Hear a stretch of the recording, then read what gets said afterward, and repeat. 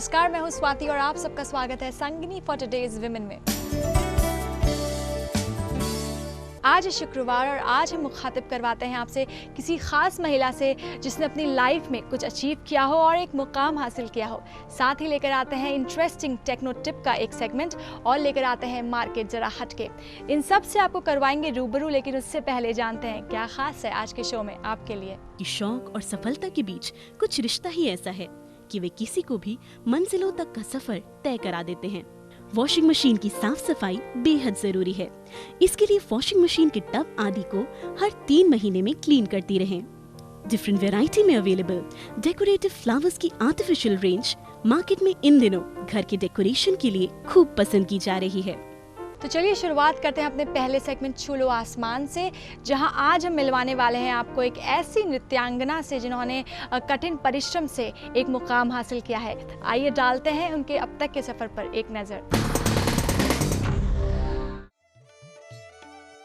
किसी भी विषय में अगर शुरुआत से ही रुचि हो तो लक्ष्य को प्राप्त करने में देर नहीं लगती, क्योंकि शौक और सफलता के बीच कुछ रिश्ता ही ऐसा है कि वे किसी को भी मंजिलों तक का सफर तय करा देते हैं।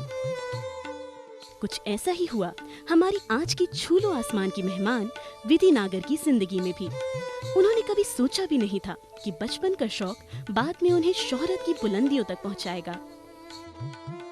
नवाबों के शहर लखनऊ में पली बड़ी विधि का बचपन सामान्य होते हुए भी अन्य बच्चों से अलग था। नृत्य के प्रति बढ़ते रुझान को देखते हुए इनका एडमिशन पास के ही एक डांस स्कूल में करा दिया गया। इस तरह स्कूलिंग के साथ साथ इनकी डांस क्लासेस भी चलती रहीं। इसके बाद लखनऊ के ही एक कॉलेज से बीकॉम करने के बाद लखनऊ यूनिवर्सिटी से कॉमर्स में ही पोस्ट ग्रेजुएशन की डिग्री प्राप्त की। कॉमर्स में शिक्षण के दौरान भी नृत्य संगीत के प्रति आकर्षण बना रहा और इसी दौरान इन्हें भातखंडे संगीत विश्वविद्यालय में अपनी प्रतिभा को निखारने का मौका मिल गया। भातखंडे में कथक नृत्य की बारीकियां सीखने के बाद इन्हें वहीं पर प्रशिक्षक के तौर पर कथक को निखारने का अवसर मिला। भातखंडे में की गई साधना का प्रतिफल इन्हें बनारस हिंदू यूनिवर्सिटी में मिला और इस समय वे वहां पर नृत्य एवं मंच कला संकाय में नई प्रतिभाओं को निखार रही हैं। क्षेत्रीय और राष्ट्रीय स्तर पर अपनी परफॉर्मेंस से लोगों के दिलों को जीतने वाली विधि नागर नृत्य के अलावा एक थिएटर आर्टिस्ट और लेखिका भी हैं। नृत्य और नाट्य कला का कौशल इनकी लेखनी में भी बखूबी दिखता है। अब तक नृत्य पर लिखी गई इनकी पुस्तकों को साहित्य के क्षेत्र में भी काफी सराहना मिल चुकी है। बालकृष्ण शर्मा नवीन साहित्यकार सम्मान अर्जित कर चुकी विधि नागर ICCR न्यू दिल्ली में इंटरनेशनल एसे राइटिंग के लिए उपराष्ट्रपति भवन में सम्मान प्राप्त कर चुकी हैं। एक नृत्य साधक, कुशल नृत्यांगना और लेखिका के रूप में उन्होंने आज की महिलाओं को ये संदेश दिया है कि महिलाएं किसी भी क्षेत्र में एक साथ कई कार्य कुशल पूर्वक कर सकती हैं। अपने बिजी स्केड्यूल के बावजूद घर और परिवार के लिए समय निकालकर विधि नागर अपने बच्चों और माता पिता का भी पूरा ध्यान रखती हैं, जो आज की नारी के लिए प्रेरणादायक है। एक कुशल नृत्यांगना होते हुए एक सफल गृहिणी के रूप में अपने दायित्वों को निभाने वाली विधि नागर ने अब तक क्षेत्रीय और राष्ट्रीय स्तर पर कई सम्मान हासिल किए हैं। शादी के बाद भी कई शानदार प्रस्तुतियों के साथ वर्तमान में अपनी नृत्य साधना को बरकरार रखते हुए विधि ने उम्र और शादी के बंधनों जैसी रूढ़ियों को दरकिनार कर दिया है। जिंदगी के हर पल को संजीदगी से जीने वाली विधि अपने प्रोग्राम के लिए दूरदर्शन से भी जुड़ चुकी हैं। अपने कर्म के प्रति समर्पित रहने वाली विधि नागर यूं ही नई नई प्रतिभाओं को निखार कर विश्व मंच पर भारतीय शास्त्रीय नृत्य को नई ऊंचाइयां देती रहे। यही संगिनी फॉर टुडेज वुमेन की शुभकामना है। तो अब तो आप जान ही चुके होंगे, हम बात कर रहे हैं विधि नागर जी की, जो कि एक कथक आर्टिस्ट हैं और साथ ही एक असिस्टेंट प्रोफेसर भी हैं BHU में, और इस वक्त हमारे साथ जुड़ चुकी हैं बनारस से। विधि जी, बहुत बहुत स्वागत है आपका हमारे शो में। धन्यवाद। विधि जी, आपसे बातों के सिलसिले की शुरुआत करते हैं। सबसे पहले जानना चाहेंगे आपके बचपन के बारे में। आपका बचपन कैसे बीता, कहाँ बीता? जैसा कि सभी का बचपन होता है वैसे ही मेरा भी रहा, लेकिन उसमें कुछ खास बात ये थी कि मेरी शुरू से नृत्य के प्रति मेरा रुझान था और जिसको कि मेरे मम्मी पापा ने पहचाना और मुझे एक सही दिशा दी। मेरा पास ही के एक डांस स्कूल में मेरा एडमिशन कराया और वहाँ से मैंने कथक की तालीम लेना शुरू किया। स्कूल में भी हॉबी क्लासेस में मैं कथक सीखती रही बराबर, और ऐसे ही धीरे धीरे एक दिन भातखंडे में मेरा एडमिशन हुआ, जहाँ मुझे गुरुओं का मार्गदर्शन मिला, प्रेरणा मिली, और फिर मैंने धीरे धीरे कथक की तालीम लेना शुरू किया। इसके साथ ही मैं संगीत नाटक एकेडमी का धन्यवाद देना नहीं भूलूंगी, क्योंकि उसके थ्रू मुझे स्टेज पे आने का मौका मिला और मैंने बहुत सारे नाटकों में काम किया। विधि जी, जहाँ तक कथक की बात है तो वो तो आपका शौक था ही और उसमें आप ने पारंगत हासिल की है। तो ऐसे में एजुकेशन के बारे में हमें कुछ बताइए, आपका एजुकेशन बैकग्राउंड कैसा था? मेरी एजुकेशन बाल विद्या मंदिर चारबाग में स्कूल है, वहाँ से हुई, और उसके बाद मैंने महिला कॉलेज से बीकॉम और लखनऊ यूनिवर्सिटी से एमकॉम किया। और इसी के साथ साथ नृत्य की मेरी शिक्षा भातखंडे संगीत संस्थान में चल रही थी, और उसके बाद मेरे लिए ये बहुत सौभाग्य रहा कि मुझे वहाँ सिखाने का लगभग 9 साल सिखाने का मुझे सौभाग्य मिला। और उसके बाद बनारस काशी हिंदू विश्वविद्यालय में मुझे भगवान की कृपा से यहाँ आने का मौका मिला, और मैं कथक जो मैंने अपने गुरुओं से सीखा उसको मैं यहाँ पे सिखा रही हूँ और कुछ करने की कोशिश कर रही हूँ। विधि जी, जैसा कि हम सब जानते हैं कि आपने इतने कठिन परिश्रम से आपने एक कथक में मुकाम हासिल किया है, और ऐसे में कथक में झुकाव के कारण क्या कभी एजुकेशन में कोई डिस्टर्बेंस महसूस किया आपने? ऐसा तो कुछ नहीं रहा, क्योंकि नृत्य मेरा रुझान था, मेरा शौक था, पैशन था। तो नृत्य को मैं एज ए करियर के रूप में स्थापित करूँगी या उसमें कुछ करूँगी, ऐसा मेरा विचार नहीं था। और पढ़ाई मैंने एमकॉम की, जैसा मैंने अभी आपको बताया ही, और मेरी इच्छा उसी में आगे चल के सीए करने की थी। लेकिन कुछ नियति शायद तय कर चुकी थी मेरे बारे में कि मुझे नृत्य के क्षेत्र में ही आना है, और वैसे ही मार्ग मिलता चला गया।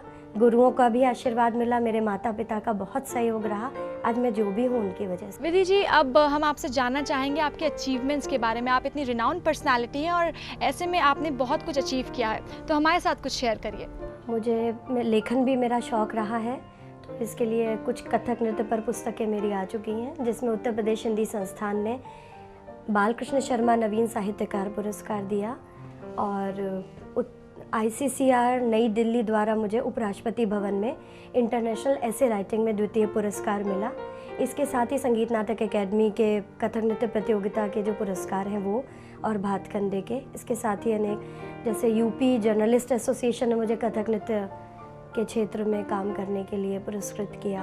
विधि जी, हर आर्टिस्ट के एक ज़िंदगी में एक ऐसा अहम पल आता है जो बहुत मेमोरेबल होता है, तो आपकी ज़िंदगी में ऐसा कोई मेमोरेबल मोमेंट जो आप हमारे साथ शेयर करना चाहें? जी बिल्कुल, तारीख थी 19 फरवरी 2006, और ये मौका था आर्ट ऑफ लिविंग की 25वीं वर्षगांठ का, जो कि बेंगलोर में कार्यक्रम था, और मुझे यूपी से बुलाया गया था कथक नृत्य को प्रदर्शित करने के लिए। वो मेरे लिए एक बहुत ही अद्भुत और अभूतपूर्व क्षण था मेरे लिए, क्योंकि वहाँ पर इतनी ऑडियंस थी कि हम उसको गिन ही नहीं पा रहे थे।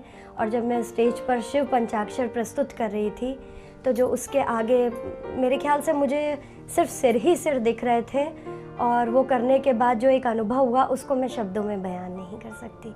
वो शायद श्री रविशंकर जी का आशीर्वाद होगा कि उन्होंने मुझे बुलाया और मुझे इस तरह से आध्यात्मिक पृष्ठभूमि में नृत्य करने का मौका मिला।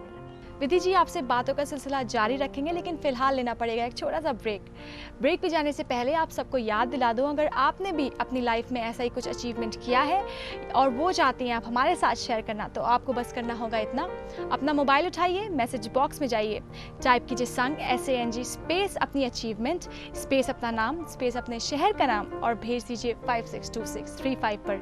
साथ ही आप हमें ईमेल भी कर सकती हैं, हमारा ईमेल एड्रेस है sangani@etv.co.in। फिलहाल ले लेते हैं एक छोटा सा ब्रेक, कहीं जाइएगा मत, देखते रहिए Sangini for today's women. Washing machine की साफ सफाई बेहद जरूरी है। इसके लिए वॉशिंग मशीन के टब आदि को हर 3 महीने में क्लीन करती रहें।